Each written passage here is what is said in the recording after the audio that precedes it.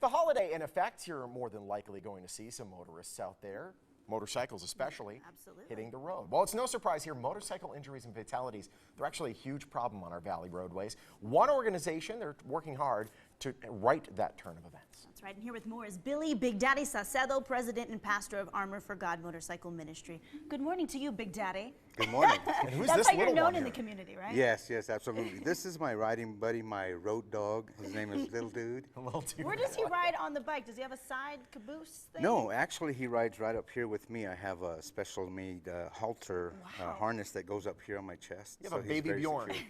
Absolutely. With a dog. I love that. It's Doggy terrible. Bjorn, that's what that is. Talk to us about Armor of God, where you got the inspiration to be the chapter leader here in town. Armor of God was founded in San Antonio, Texas. We have a very large chapter in Texas. And through 365-day prayer, we decided that we were going to start a Las Vegas chapter. And at first we were concerned because there's so many other motorcycle clubs here, and ministries didn't know if we were going to fit or if we'd be accepted. But God just opened doors, and it happened so quickly. We've been up and running and very well known in the community. Which is awesome. You've been embraced by Las Vegas. That's great. Yes, absolutely. Let's talk about motorcycle accidents here in Las Vegas. I know that as a motorcyclist, it could be tough. I mean, as a driver, it could be tough. As a motorcyclist, it's a whole new set of circumstances. What's it like, and why is it so bad? Well, the city of Las Vegas, I rode in a lot of major cities, big cities, but I've never rode in such a city as Las Vegas. I think that there's so many more motorcycles and vehicles as well, and people are just in too much of a hurry. You know. Rush, rush, rush. Right, right. And one of the messages we want to put out is for people, both the motorcyclists and the people that are driving vehicles, to just be more aware, to be safer, take your time. For the motorcyclists, we would like to advocate motorcycle safety and keep your head on a swivel. Just be aware of your surroundings. For the people that are driving their four-wheel, we call them cagers. Yeah, cagers. Four-wheel vehicles. I'm a total cager. Cager. So before you go on these big rides, you get all the women, the men together. Do you guys pray before you go on these rides? How does that work? Absolutely, absolutely. If we're there, we don't leave without praying for each and every individual out there, for the group.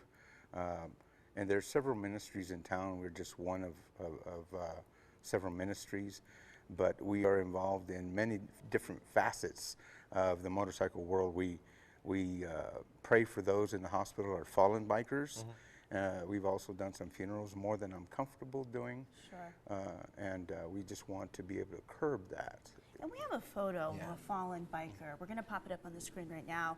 What is his story? Sinue Reyes is somebody that was very close to my heart, though I'd never met him when he was alive. But just the stories that I heard from his comrades in arms really touched me. He was a good man. And what really captured my heart was the fact that his mom, while he was overseas, prayed day and night for him to return safely, and only to come back home to end tragically in a motorcycle death. And I met many of his friends and his family, and it really touched my heart. He was a young Marine. Served our country well, and everyone that knew him had nothing but good things to say about him. I think it's important when you're on the road to remember humanity. I mean, I think it's a lot of people, we're inside that cage, and we get lost in that cage. It's our own little zone, and we're not, everything else is just an obstacle for us. Right. But once you start saying, hey, that person in that car, that's a father, that's a mother, a sister, brother. Absolutely, it changes things. And we're, as we speak, we're in the process of putting together several segments of film for a public service announcement to just let the general public know and make them aware that we're out there. You know, summer's coming, there'll be more motorcycles out. So we want to let them know that we're fathers, mothers, we have doctors and lawyers, firemen, actors, stuntmen, we have preachers that ride, and we want to kind of shake that negative connotation that goes along with being a biker. We have weathermen. that are Yeah, I bikers. know. Great, When you- great benefit.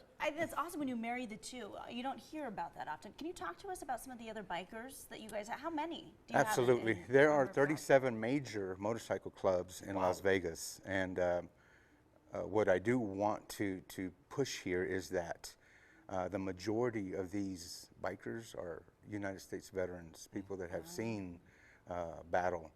And they come home and they serve in different capacities, some with time, some with money.